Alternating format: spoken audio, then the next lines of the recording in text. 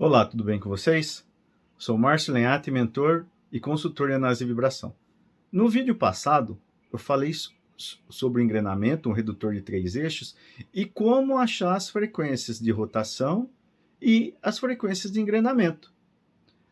Porém, esse redutor, ele tem os rolamentos e os rolamentos de cada eixo. Então, vamos falar um pouquinho sobre como achar as frequências de defeito desses rolamentos. Mas antes de continuar, dê um like lá no YouTube, curta os vídeos lá no YouTube, tem muitos vídeos legais lá para vocês. No LinkedIn também tem muitos vídeos que eu estou postando lá, tem muitos vídeos legais. Compartilhem, divulguem, passem para os colegas e amigos, colegas de trabalho. Vamos melhorar nossa manutenção, fazer nossa manutenção um lugar, um ambiente agradável de se trabalhar. Vamos lá? Recapitulando, quando eu falei das frequências de engrenamento e as frequências de rotação do redutor de 3 eixos, nós também temos nesse redutor os rolamentos. Em cada eixo, às vezes tem eixo que vai ter três rolamentos, tem eixo de redutor que vai ter os 2 rolamentos de apoio, mas vamos falar trabalhando sobre os 2 rolamentos de apoio de cada eixo. Como achar as frequências desses rolamentos em cada eixo. Primeiro, eu tenho que saber as rotações para a gente calcular as frequências. Lembra que todo defeito que se encontra na análise de vibração, tudo que se encontra é dado em cima das frequências de rotações do componente. Eu sabendo a rotação, as frequências de rotação, a rotação de cada eixo, eu consigo calcular no software as frequências de falha de cada componente do rolamento. Como nós falamos no redutor de 3 eixos, vamos pensar que esse redutor vai ter 6 rolamentos. Em cada eixo, 2 rolamentos. Como que a gente faz para calcular e chegar à frequência de defeito desse rolamento? Eu tenho que saber a frequência principal. Qual que é a frequência principal? Frequência de rotação do motor. Eu sabendo a frequência de rotação do motor, eu vou e também, né, como é um redutor, o número de dentes de cada engrenamento, de cada engrenagem, de cada pinhão. Eu tenho que saber. Então, vamos lá. Eu vou recapitular só o primeiro eixo. Eu tenho a rotação do motor. E eu tenho lá meu número de dentes do pinhão do primeiro eixo. Eu sabendo a rotação do motor, eu multiplicando pelo número de dentes do pinhão, eu vou ter a minha frequência de engrenamento. Porém, o meu primeiro eixo, ele vai estar trabalhando na rotação do motor. Porque o motor está acoplado diretamente a ele. Então, como que eu calculo a frequência de defeito dos meus rolamentos? Eu vou ter que pegar essa rotação do primeiro eixo, que é a rotação do motor, e saber o número do rolamento de cada mancal. Eu vou jogar no software. Lá no software vai me calcular a frequência de defeito de cada componente do rolamento. Gaiola, elemento, pista interna e pista externa. Mas eu tenho que saber essa rotação. Então, a minha rotação do primeiro eixo é a rotação do motor. Se eu tenho a rotação do motor, a hora que eu jogo no software meu número de rolamento, ele vai me calcular as frequências de falha de cada componente desses 2 rolamentos. E como que eu chego ao número a rotação do eixo para calcular a frequência de falha dos rolamentos do segundo eixo? Eu tenho a rotação de entrada do motor, eu tenho o número de dente do pinhão. Quando eu multiplico essa rotação de entrada pelo número de dente, eu vou achar a frequência de engrenamento do pinhão. Esse pinhão vai estar acoplado a uma engrenagem que está no segundo eixo. Se eu pegar esse valor que eu achei, dessa frequência de engrenamento, dividir pelo número de dentes da engrenagem que está no segundo eixo, eu vou achar a rotação do segundo eixo.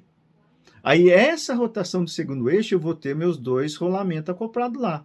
Eu vou pegar essa rotação, vou jogar lá no meu software, jogar o meu número o número do rolamento de cada mancal desse segundo eixo, o software vai me calcular o FTF, BPFCF, o BPFI e BPFO, que são gaiola, elementos girantes, pista interna e pista externa. Aí meu software vai calcular, mas eu tenho que saber a rotação do segundo eixo. Eu calculo o número pego o número do rolamento de cada mancal, vou jogando no software, ele vai me dar lá as frequências de defeito dos rolamentos do segundo eixo.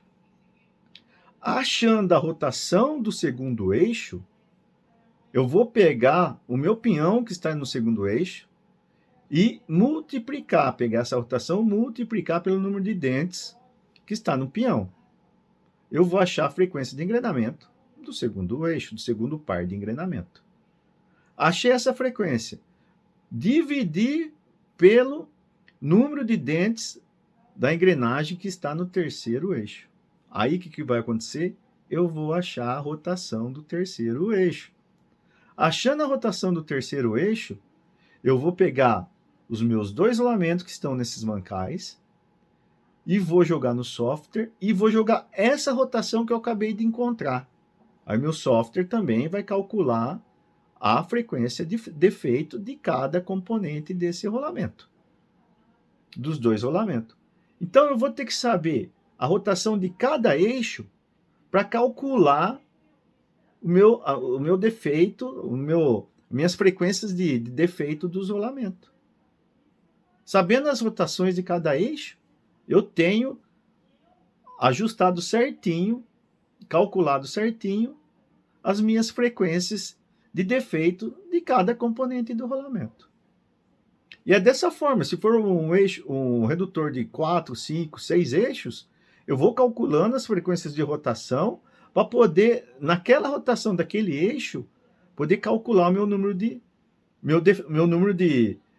frequências, as frequências de defeito dos rolamentos. E é assim que nós vamos trabalhando. Eu tenho que saber a rotação de cada eixo para poder calcular corretamente as frequências de defeito do rolamento. Se eu não souber isso, eu posso estar fazendo uma análise errada, dando um diagnóstico errado. Se eu pegar e jogar, eu pego lá, tem só a rotação de entrada, a rotação de saída, eu não sei o número de dentes dos engrenamentos. Não sei. O que eu consigo achar? Se eu tenho a rotação de entrada, meu primeiro eixo vai estar trabalhando naquela rotação. Correto? Correto. Eu consigo calcular se eu tenho o número dos rolamentos daquele eixo, eu calculo e consigo achar as frequências de defeito daquele eixo. Se eu tenho só a redução, se eu pegar minha rotação e dividir lá pela redução da caixa de engrenagem, do redutor de velocidade, eu vou ter lá no final a rotação de saída. E se eu tenho a rotação de saída e tenho o número de dentes lá do eixo de saída, também consigo calcular a frequência certa. Mas os par de engrenamento intermediário, um exemplo, segundo, terceiro eixo ou quarto eixo que tiver, intermediário, eu não vou saber as frequências do rolamento, porque eu preciso determinar a rotação de cada eixo. Tudo bem? Curtam os vídeos, compartilhem, dê um like lá no YouTube. Vamos divulgar nossa manutenção, fazer uma ótima manutenção, um ambiente gostoso de se trabalhar. Ok? Essa é a dica de hoje. Fiquem com Deus, que Deus abençoe a todos. Um grande abraço.